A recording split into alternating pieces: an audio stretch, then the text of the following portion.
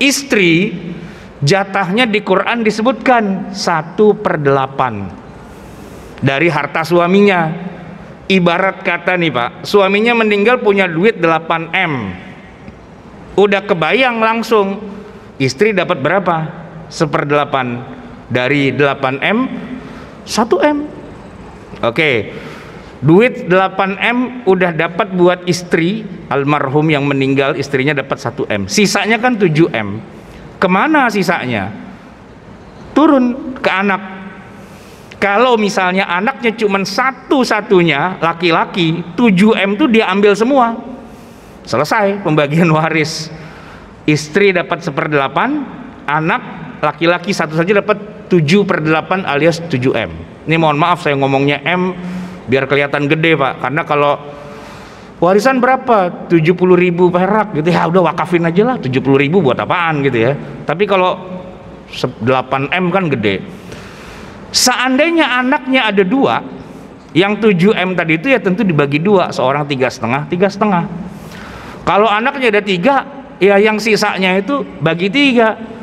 Anaknya 4, 5, 6, 10 ya dibagilah sebanyak jumlah anaknya. Kalau anaknya laki-laki semua. Bagaimana kalau anaknya ada laki, ada perempuan? Gampang. Al-Quran menyebutkan lizzakari mislu hazzil unsayain. Anak laki, anak perempuan, satu laki itu bandingannya seperti 2 perempuan. Jadi Pak, kalau kita punya anak 2, satu laki, satu perempuan, seolah-olah anak kita itu 3, karena laki selalu dihitung 2.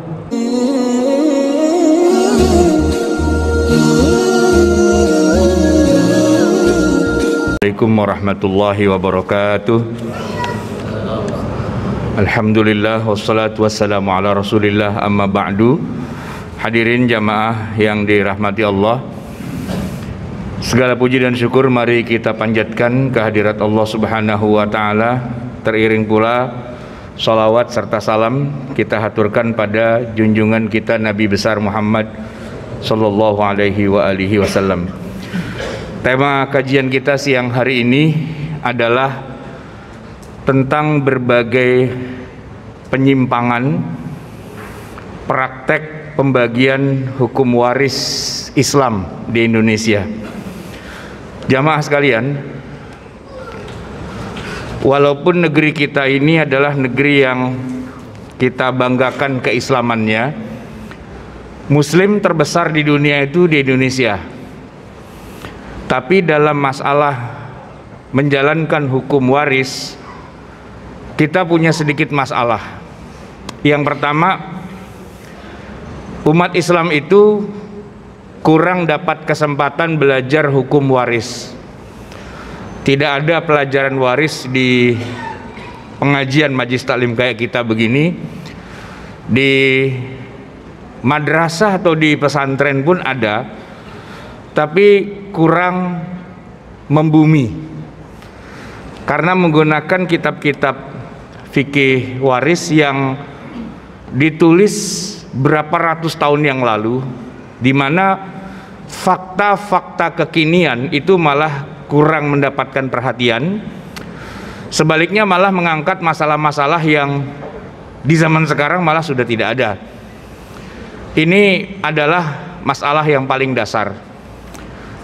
Lalu ditambah dengan masalah berikutnya, yaitu kita umat Islam di Indonesia ini sudah diberi secara resmi kesempatan untuk membagi waris sesuai dengan hukum Islam. Terbukti dengan sejak dari zaman Belanda sebenarnya, khusus untuk masalah-masalah nikah, talak, rujuk, waris, hibah, wakaf, Belanda itu sudah memberi kita kesempatan kalau mau bikin pengadilan sendiri, silahkan. Dan begitu kita merdeka, ya kita sudah punya pengadilan agama. Lebih dari 400 pengadilan agama di Indonesia. Itu resmi Pak, pengadilan agama. Bapak mau cerai ya ke pengadilan agama, bukan ke pengadilan negeri. Talak, rujuk, waris, hibah, wasiat, wakaf itu adanya di pengadilan agama negeri itu Pak. Maksudnya itu bagian dari perangkat hukum resmi di Indonesia. Pengadilan agama atau PA, dia levelnya di kabupaten ya. Cuma yang jadi masalah begini Pak, pengadilannya ada, hakimnya ada, semua perangkatnya ada, yang tidak ada itu undang-undangnya. Hukum waris di Indonesia itu belum ada undang-undangnya, sehingga Bapak Hakim kita itu tidak bisa memutuskan perkara kalau tidak ada undang-undangnya. Jadi mereka-mereka yang berperkara itu Pak, kebanyakan oleh hakim itu dikasih nasihat begini, sudahlah damai saja, jangan pada berantem gitu Pak. Jadi tidak diputuskan sesuai dengan hukum. Hukum apa yang mau dipakai, orang hukumnya nggak ada kok. Yang namanya pengadilan itu Pak, hakim itu tidak bisa memutuskan perkara kalau tidak pakai pasal. Pasal berapa, bab berapa, ayat berapa, tapi hukumnya itu tidak ada. Kita di Indonesia ini cuma punya hukum yang terkait dengan umat Islam ya. Kalau undang-undang zakat ada, undang-undang wakaf juga sudah ada. Nah, tapi kalau undang-undang waris itu belum ada. Berarti selama ini pengadilan-pengadilan agama itu kalau memutuskan perkara dalam sengketa waris itu pakai apa? Belum lagi pakai undang-undang, masih pakai Inpres, instruksi presiden yang dikeluarkan oleh Presiden Soeharto waktu itu, zaman Orde Baru tahun 1991, tapi itu instruksi presiden, bukan undang-undang. Kita tahu kan instruksi presiden itu jauh lebih rendah derajatnya daripada undang-undang. Nah, instruksi presiden ini kemudian dikenal dengan istilah kompilasi hukum Islam, KHI, yang mana di bagian warisnya itu Pak, ternyata juga ada masalah. Masalahnya adalah ternyata karena namanya juga kompilasi, isinya itu tidak 100% ngambil dari Quran, Sunnah, atau ilmu fikih atau ilmu syariah. Banyak hal-hal yang diambil dari kebijakan lokal, adat budaya, atau diambil dari hukum Belanda, dari KUH Perdata, atau orang-orang hukum bilangnya BW gitu ya, ngambil dari Belanda. Jadi ada hukum adat masuk di situ, ada hukum barat masuk di situ, dan biasanya para hakimnya mengarahkan kepada udahlah musyawarah mufakat, barat, adat, mufakat. Syariatnya itu kadang-kadang lewat Pak. Nah, problematikanya double tadi saya bilang. Kitanya saja, umat Islamnya itu kurang paham dengan hukum waris, hukumnya juga belum ada. Jadi kalau terjadi penyimpangan di tengah masyarakat Indonesia, saya kira itu masuk akal, wajar, dan akan terus terjadi sebelum diperbaiki dari dua sisinya. Nah, memperbaiki dua sisi itu tidak mudah. Kita nih, para penceramah, para ustadz, para tokoh agama itu ya, itu sendiri pun juga kewalahan Pak, mengajarkan hukum waris di tengah masyarakat kita, karena nggak mudah juga mengajarkannya.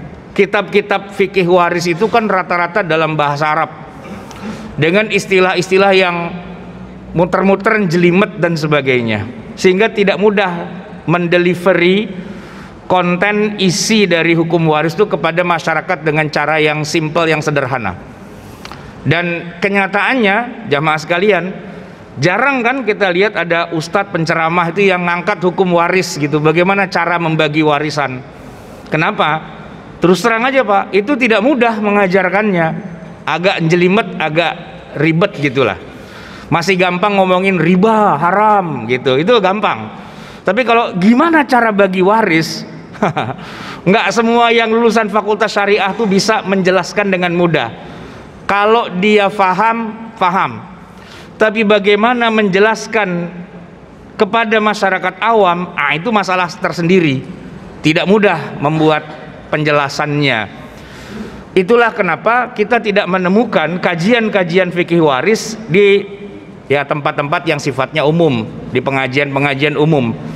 Kecuali mungkin di pesantren ngaji pakai kitab, atau mungkin mereka yang sudah lulus dari pesantren kuliah di Mesir, di Al-Azhar, kuliah di Libya, kuliah di mana, memang ada mata kuliahnya.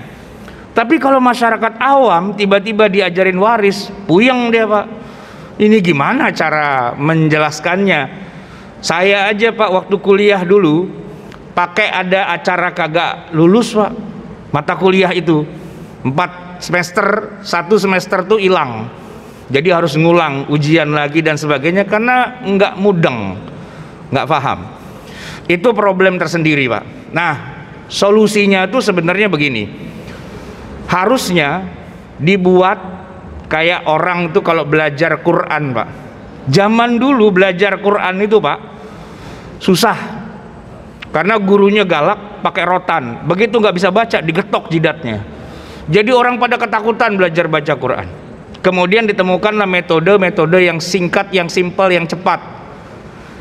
Ada metode Iqra, ada Qiroati, bahkan ada metode yang cuman dalam waktu 2 jam sudah bisa dan sebagainya, macam-macam. Nah, ilmu waris ini harus ada terobosan biar bisa dengan mudah disampaikan kepada masyarakat dan faham. Simpelnya harusnya begitu. Nah, nanti kalau mau yang lebih dalam, lebih jauh, silahkan saja memperdalam. Tapi yang basic itu, yang dasar itu harusnya bisa diterima oleh semua masyarakat Islam. Itu satu. Nah, yang kedua yang jadi problem adalah kita tidak punya undang-undangnya itu, Pak. Masalahnya main salah-salahan. Undang-undang itu di negara kita, Pak, yang mengesahkan, yang ketok palu kan DPR. DPR itu isinya orang Islam semua, Pak. Ya ada 1-2 non-muslim, tapi semuanya muslim rata-rata. Terserah partainya partai Islam, partai tidak Islam dan sebagainya, tapi anggota DPR-nya itu mayoritas muslim. Sholat 5 waktu, puasa Ramadan, pergi haji bolak-balik lah, umrah gitu kan. Tapi apa pernah mereka mengesahkan undang-undang waris Islam? Enggak. Berganti-ganti rezim, berganti-ganti pemenang ya, dari zaman dulu sampai gini hari. Yang dipakai oleh hakim agama di pengadilan agama itu tetap produk Orde Baru, KHI tahun 91. Jadi gitu-gitu ya, Orde Baru punya jasa juga itu, Pak. Membuat kompilasi hukum Islam instruksi presiden. Tapi lucunya, ini reformasi udah jilid berapa ini? Udah berkali-kali reformasi. Partai Islam gonta-ganti gitu, banyak di mana-mana bela-bela Islam dan sebagainya. Tapi tidak ada satupun produk hukum yang dihasilkan di DPR. Padahal partai Islamnya nggak kurang, orang Islamnya juga mayoritas. Tapi mana itu nggak ada. Daerah-daerah yang pada ribut dengan perda-perda syariah, ya perda syariah. Tapi hukum kewarisan Islam di negeri mayoritas muslim terbesar di dunia, faktanya itu tidak ada. Tidak ada, kita nggak punya. Kalau kita ribut, Pak, dengan keluarga dalam masalah waris, dibawa ke pengadilan agama, tidak pakai hukum kewarisan Islam karena kita nggak punya undang-undangnya. Jadi kan harus dibikin sebenarnya. Nah, mungkin ada sebagian kita yang beranggapan begini, ya nggak bisa dong, Pak Ustadz, ini kan bukan negara Islam ya, kita kan bukan khilafah Islamiyah, kita kan Pancasila gitu, kita kan Undang-Undang Dasar 45, kita kan bukan Islam doang, ada Kristennya, ada Katolik, Hindu, Buddha, Konghucu yang resmi, yang tidak resminya malah banyak lagi gitu. Nggak boleh dong ada hukum Islam. Nah ini, Pak, ini yang perlu diluruskan. Pengadilan agamanya itu ada dan resmi, sah. Kalau dibilang ini kan kita bukan negara Islam, iya sih, tapi pengadilan agamanya ada. Pengadilan agamanya ada, Pak. Bapak kalau mau cerai itu, Pak, bukan ke pengadilan negeri loh, ke pengadilan agama. Kalau saya orang Jakarta, Jakarta Selatan tuh ada kantor pengadilan agama. Jakarta Pusat, Jakarta Timur, Jakarta, itu pengadilan agama, itu resmi, sah. Jangan bilang ini negara Pancasila, ini bukan negara Islam. Iya sih, tapi ada pengadilan agamanya loh, dan diberi hak dan wewenang 100% buat umat Islam kalau mau nikah, talak, rujuk, cerai, waris, hibah, wakaf, di situ tempatnya. Tapi kurang satu poin, undang-undangnya nggak ada. Nah, yang jadi pertanyaan, Pak, kenapa kok undang-undangnya nggak ada? Apa dilarang oleh orang kafir gitu? Oleh Zionis misalnya, oleh Yahudi, atau oleh PKI, atau oleh siapa? Hebat banget berarti mereka bisa ngelarang-ngelarang umat Islam punya undang-undang sendiri. Padahal institusi pengadilan agamanya segede gaban gitu, Pak. Gede banget, ada 400 biji, Pak, se-Indonesia. 400 pengadilan agama, 466 pengadilan agama di Indonesia, tapi tidak punya undang-undang. Kalau kita telusuri, ini masalahnya di mana kok kita jadi nggak punya undang-undangnya? Padahal wakaf itu ada undang-undangnya, Pak. Jadi ini masjid misalnya kita ini, saya nggak tahu nih masjid kita nih wakaf apa bukan nih, Pak. Tapi ada, kalau wakaf ya, ada sertifikat wakaf. Jadi surat tanahnya itu, Pak, kita punya tanah bersertifikat. Kalau kita wakafkan tanah masjid yang kita wakafkan itu sertifikat wakaf resmi loh, Pak tuh. Dan itu ditetapkannya di pengadilan agama resmi itu, Pak. Bukan, wah ini bukan negara Islam, ini Islam, ada undang-undangnya wakaf. Tapi untuk yang waris, nah nggak ada undang-undangnya. Saya tanya banyak teman-teman saya yang sudah pada jadi anggota DPR, kalian itu pada jadi anggota DPR, kenapa nggak bikin undang-undang kewarisan Islam? Dia bilang, ya kan kita bukan yang bikin, kita ngeresmikan. Kalau ada RUU-nya, ajukan aja, nanti kita sidang, kita ketok palu. Nah, orang rancangan undang-undangnya aja nggak pernah nyampe di kita, kan kita mewakili rakyat gitu. Nah, sementara kita para ustadz nggak merasa disuruh bikin, kita nungguin DPR mana kok nggak ngerjain juga, kan main tunggu-tungguan itu, Pak, urusannya kagak selesai. Nah, kemudian muncul nih para notaris, Pak, biasanya orang sengketa ribut itu manggil notaris. Nah, mereka banyak yang muslim, ya kan, cuman problemnya satu lagi, Pak. Notaris itu walaupun muslim, belum tentu dia paham dengan hukum waris Islam. Karena dia kuliahnya di bukan fakultas syariah, dia kuliahnya di fakultas hukum, di UI, di UGM, di mana-mana gitu kan. Yang dia pelajari itu hukum barat, KUH Perdata atau KUHP pidana perdata gitu kan. Itu yang dia bolak-balik kitab sucinya gitu. Nah, yang seperti itu, Pak, yang jadi masalah adalah ya mereka juga mau bantuin kita, muslim sih, tapi nggak tahu hukum syariahnya. Jadi gimana cara dia bantuinnya? Yang ada malah ketika saya jelaskan, hukum waris Islam tuh gini ya, nggak seperti yang itu, malah dia ngomel, nggak bisa Pak Ustadz gitu, yang benar tuh yang ini yang dari barat, yang dari adat. Yang dari Quran dia bilang nggak bisa, itu tidak sesuai dengan falsafah bangsa pala lo.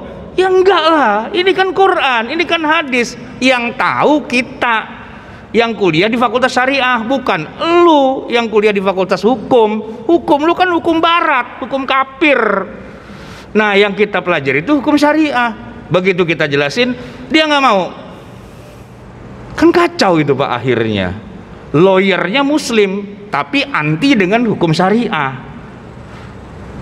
DPR-nya muslim tapi nungguin mana gitu. Jadi nggak jelas tuh, Pak, akhirnya. Nah, maka penting bagi kita umat Islam itu sebenarnya adalah belajar saja hukum waris Islam, nggak usah nungguin sampai ke pengadilan. Lagian ngapain kita ke pengadilan? Mau berantem, mau rebutan harta? Nggak usah.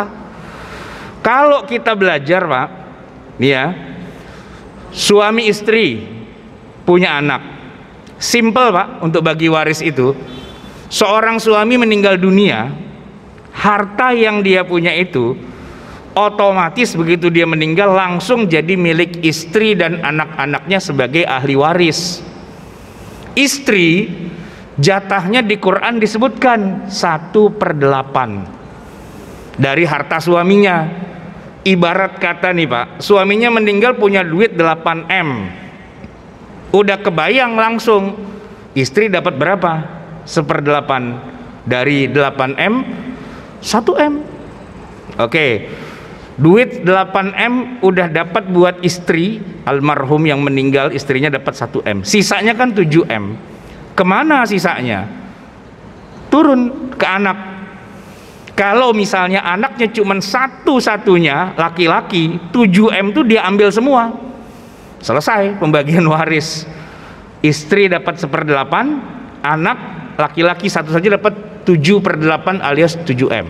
Ini mohon maaf saya ngomongnya M biar kelihatan gede Pak, karena kalau warisan berapa? 70.000 perak gitu ya, udah wakafin aja lah, 70.000 buat apaan gitu ya. Tapi kalau 8 M kan gede.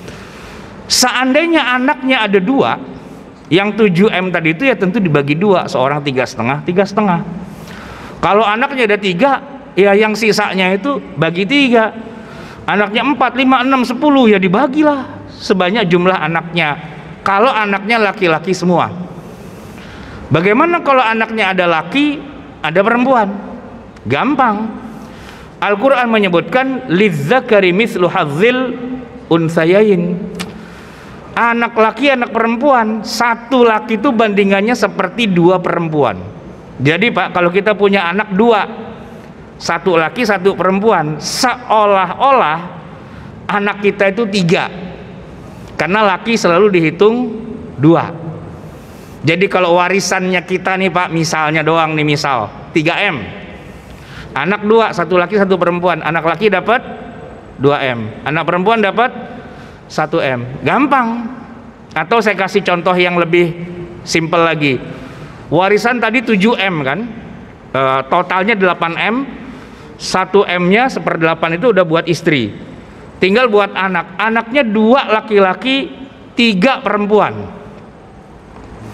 Berapa pembagiannya? 2 laki, 3 perempuan. 2 laki itu kita masing-masing kita kali 2, berarti seolah-olah itu 4 tambah 3, 7 M dibagi, ya udah anak laki-laki dapat 2 M, 2 M, perempuan 1 M, 1 M, 1 M. Gampang kan? Ya emang saya bikin gampang sih contohnya Pak, biar simple gitu kan, tapi kan kegambar. Segitu doang, segitu doang. Itu Pak 4 semester pakai kagak lulus lagi. Ya karena memang pakai kitab bahasa Arab, kitabnya kitab jadul, udah 1000 tahun yang lalu. Puyang kita belajarnya, yang ngajar kagak paham, yang diajarin lebih nggak paham lagi. Padahal simpel sebenarnya pembagian waris itu. Ya walaupun nanti ada bagian-bagian yang sulit, tapi itu jarang terjadi Pak. Misalnya nih Pak, ada orang meninggal bareng sekeluarga, itu gimana cara baginya? Ya kan juga meninggal bareng juga jarang-jarang Pak. Kalau nggak COVID juga nggak bareng Pak, ya kan? Nah itu nggak usah dibicarakan dulu.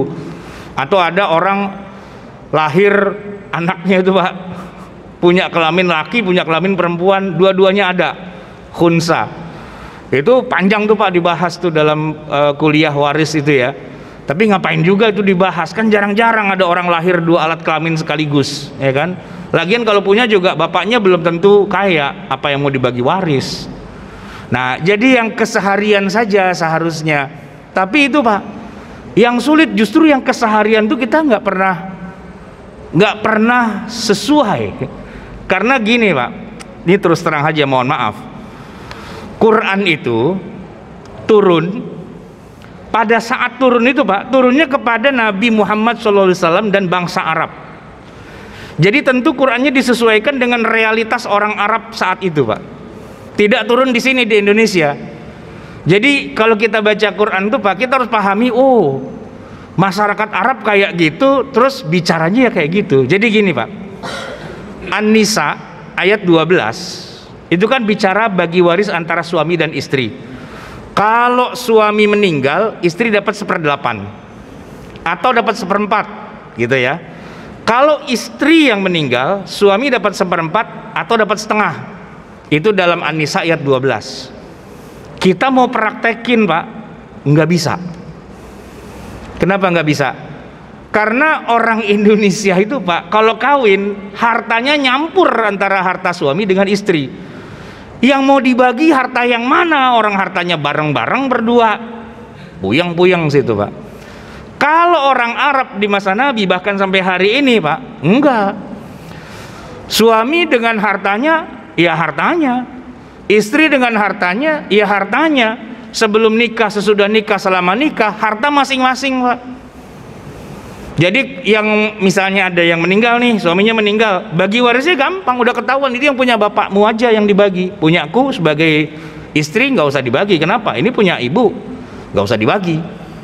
Atau kalau ibunya yang meninggal, ya gampang bagi warisnya. Hartanya ibu tuh yang mana? Semua sekeluarga pasti tahu harta ibu yang mana. Di Indonesia Pak, nggak bisa. Mana harta suami, mana harta istri, nyampur Pak, nyampur. Makanya kalau di Indonesia Pak, hampir bisa dikatakan An-Nisa ayat 12 tuh dibuang sama orang Indonesia. Dibuang Pak. Coba aja, kalau Bapak nggak percaya, coba kita lihat ya. Saya nih, atau kita semua lah. Bapak kita meninggal, ibu masih ada, dibagi waris nggak? Nggak dibagi waris. Tunggu ibu dulu meninggal, baru kita bagi waris, ya kan? Ya nggak? Padahal kan nggak begitu harusnya. Suami meninggal, istri itu ahli waris, dapat 1/8. Tapi dalam kenyataannya kita Pak, enggak. Ibu kita itu nggak ada bagi-bagi waris, kecuali kalau beliau juga udah meninggal juga, baru kita anak-anaknya bagi waris. Biasanya yang pada nanya ke saya, Pak Ustadz minta bantuannya dong, kita mau bagi waris nih, kan ibu juga udah meninggal gitu. Saya bilang, kenapa ibu meninggal? Ya kan kemarin-kemarin ibu masih ada, masa kita bagi waris kan nggak enak. Lah kenapa jadi nggak enak? Ya orangnya masih hidup, masa dibagi waris? Ya kan yang dibagi waris punya bapak, bukan punya ibu. Nah itu dia Pak Ustadz, punya bapak yang mana, punya ibu yang mana kita kagak tahu. Orang Indonesia Pak, ya bukan Arab. Ayatnya turun di Arab nggak ada masalah. Bagi waris suami istri itu gampang aja.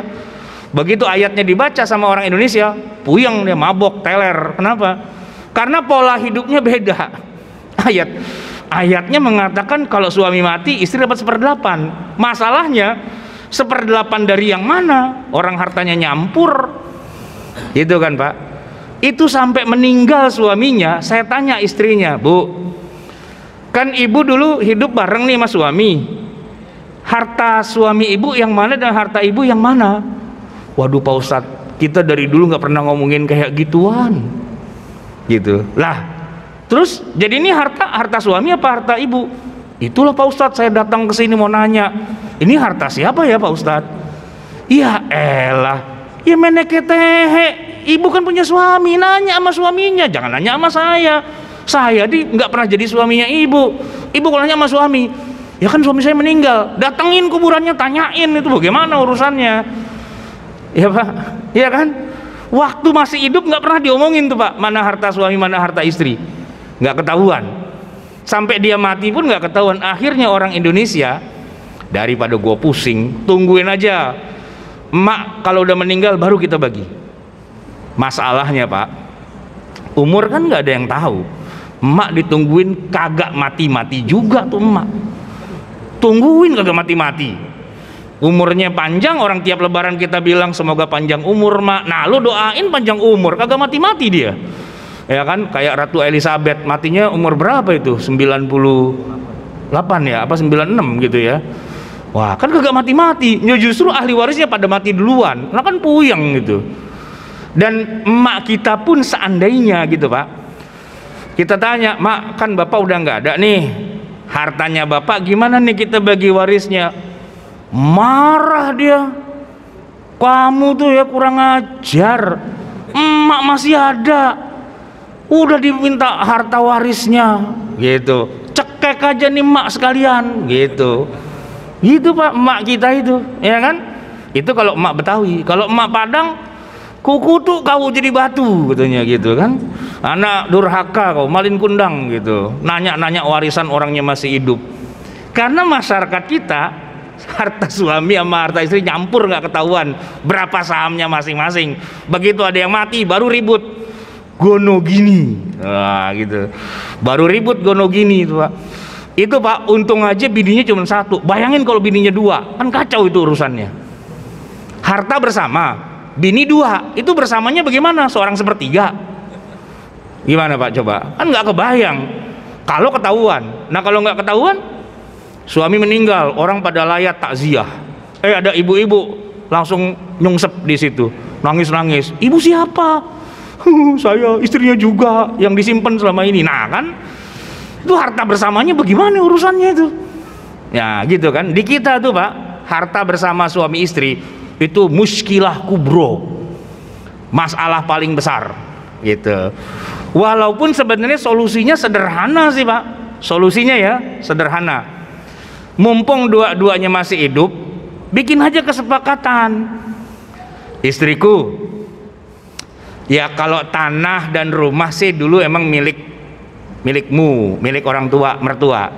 Kita nih Pak tahu diri lah ya, kita nih pendatang di situ ya, tinggal di pondok mertua indah, modalnya dengkul doang 2 biji gitu kan. Bisa nggak wahai istriku, ini rumah nih kita sepakatin 50-50 ya gitu. Itu kalau istrinya cinta dan rada oon, iya deh bang, atur aja kan gitu ya. Kalau rada oon bininya gitu. Ya kalau bininya rada pinter, wah enak aja 50-50. Enggak, ini rumah saya. Abang ini pendatang di sini, modalnya dengkul doang 2 biji. Enak aja 50-50. Enggak, ini rumah saya. Itu kalau bininya rada pinteran dikit gitu kan. Jadi harus jelas itu Pak, sejak masih hidup mana harta suami, mana harta istri.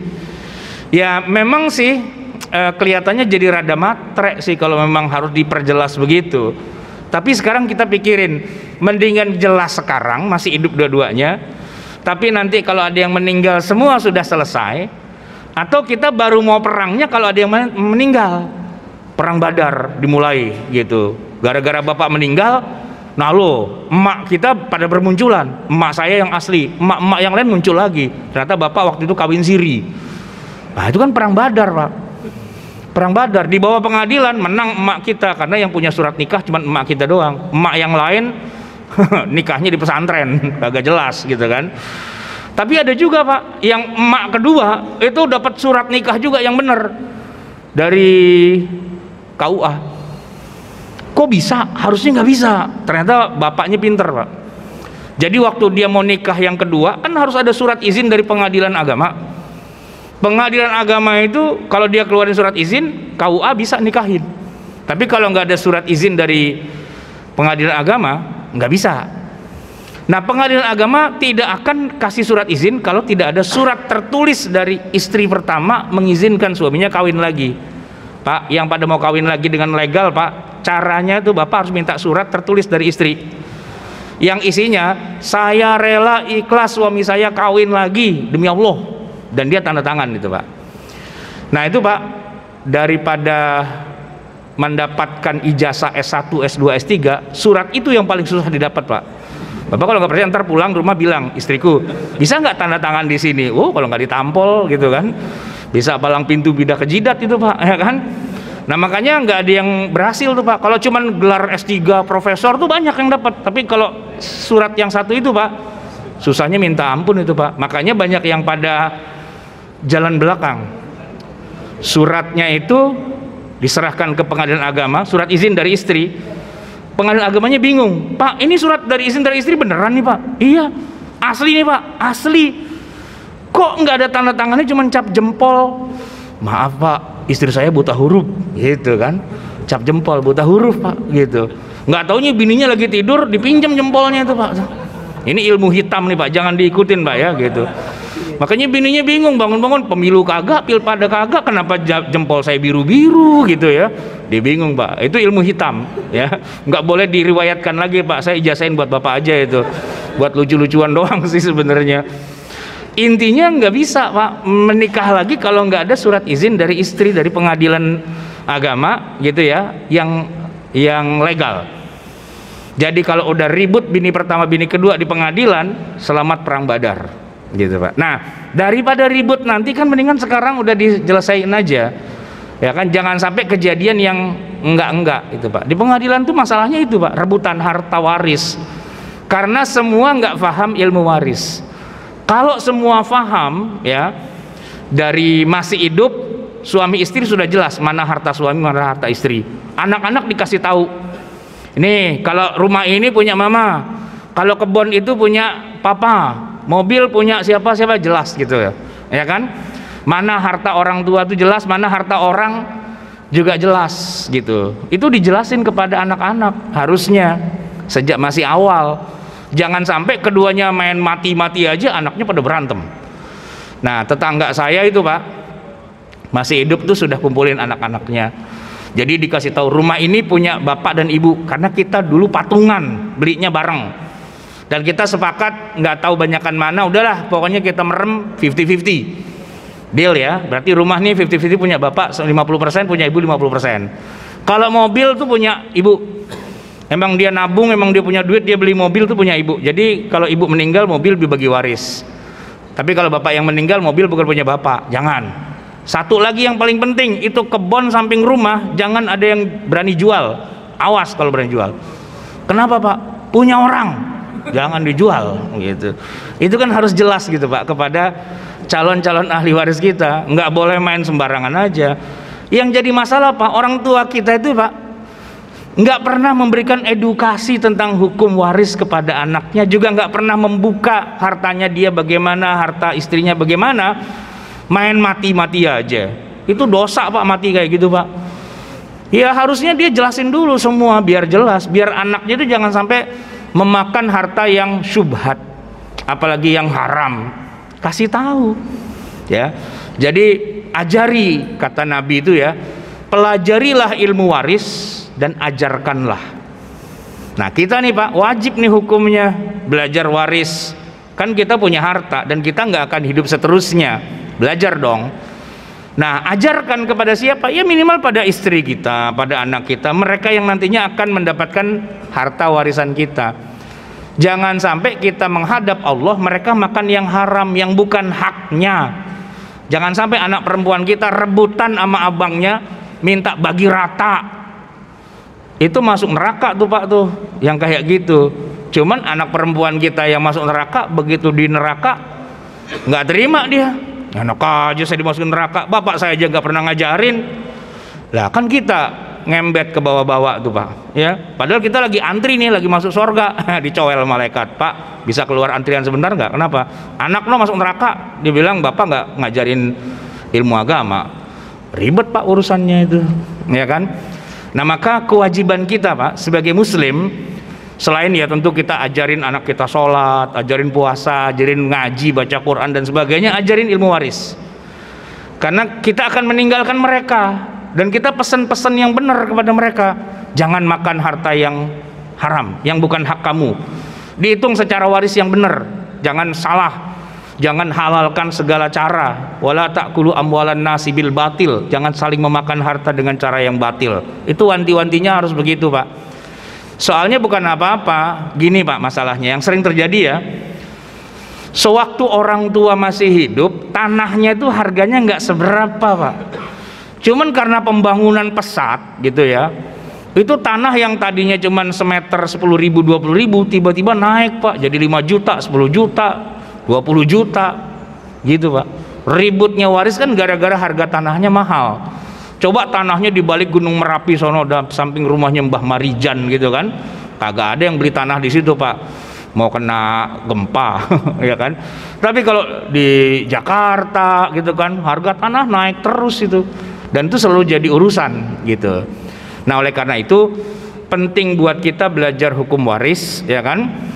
Jangan sampai berantem sesama keluarga, dan jangan sampai ke pengadilan. Kalau sampai pengadilan Pak, nanti dihukum oleh hakim itu bukan pakai hukum Islam, pakai kompilasi hukum Islam yang bercampur-campur dengan hukum adat, hukum barat. Nah kita jadi ke bawah-bawah lagi. Selesaikan saja di dalam rumah kita sendiri. sejak masih ada sekarang, mumpung kita belum jadi orang kaya. Ya, kita ajarin aja anak-anak kita yang benar, mana yang halal, mana yang haram, mana yang boleh, mana yang tidak boleh, cara ngebaginya, Pak. Jangan mati dulu sebelum anak-anak diajarin. Ya, kalau anak-anak udah pinter cara bagi waris, mau mati dah, terserah gitu kan. Ya, tapi kalau masih ada, Pak, ajarin dulu.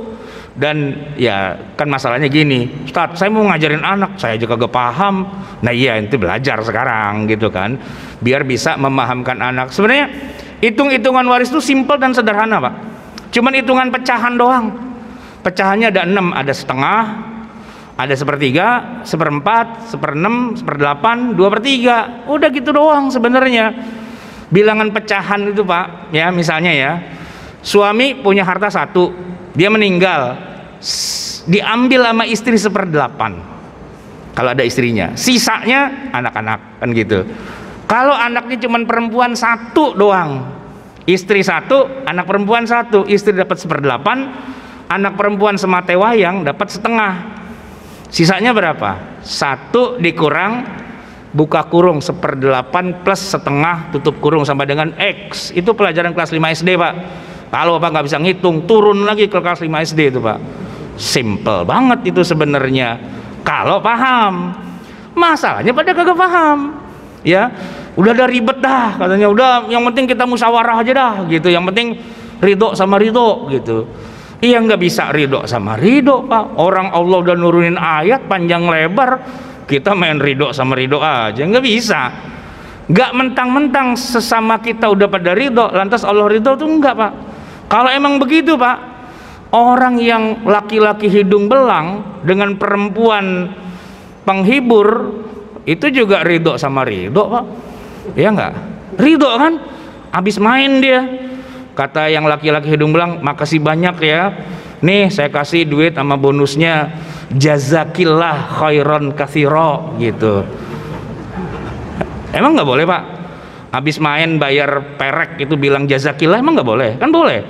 Nah yang pereknya juga jawab gitu, wah syukron katsiron ahsanal jaza gitu kan, kapan-kapan balik lagi biar berkah gitu kan, berkah pala lo gitu. Tapi dua belah pihak udah ridho, Pak, gitu. Terus jadi halal gitu zina? Ya enggak lah gitu. Ada Allah, nggak bisa ridho nggak bisa gitu. Kalau mau nikah yang bener kan gitu ya. Nah bagi waris gitu juga, nggak apa-apa Pak Ustadz, semua anak udah ridho bagi rata pala lo kagak bisa, sesuai dengan Quran. Nah kalau udah dibagi semua, anak laki dapat 2 miliar, anak perempuan dapat 1 miliar, udah nih ya. Terus tiba-tiba anak laki bilang, tuh gue bagi dah lo 500 juta, boleh nggak, Pak? Boleh. Bagi dulu sesuai dengan syariat Islam, setelah itu Allahumma turja, ya Allah atur aja. Tapi syariat Islam dulu, Pak, jangan main potong kompas begitu aja. Bagi dulu sesuai dengan syariat Islam, baru setelah itu kita atur sesama kita. Jadi harus 2 etape, 2 cara syariat Islam dulu, laki-laki 2 bagian, anak perempuan 1 bagian, udah semua dapat. Setelah itu yang laki-laki pengen berbagi sama adeknya, boleh nggak? Boleh-boleh aja. Jangankan berbagi semua tuh lu ambil dah, boleh nggak? Boleh-boleh aja, karena udah jadi milik dia, dia mau kasih, terserah gitu. Terserah kalau emang udah jadi milik. Sementara kalau belum dibagi ya nggak boleh diapa-apain. Ya harus dibagi dulu, jelas. Setelah dibagi silahkan saling mempererat persaudaraan, saling memberi hadiah dan sebagainya. Baik jamaah sekalian yang dirahmati Allah, waktu kita sudah habis. Jadi semoga kajian kita siang hari ini bisa menambah wawasan kita, keilmuan kita, dan semoga Allah Subhanahu wa taala ridho dengan apa yang sudah bisa kita jalankan. Semoga kita bisa punya sebuah undang-undang kewarisan Islam yang resmi dan sah, yang kalau ada yang bersengketa, nah kembalinya merujuknya kepada syariat Islam, bukan sekedar kepada hukum arat, hukum badat, hukum barat dan sebagainya. Aku lu qauli hadza wa astaghfirullahal azim li wa lakum wa billahi taufik wal hidayah wa lafu minkum. Wassalamualaikum warahmatullahi wabarakatuh.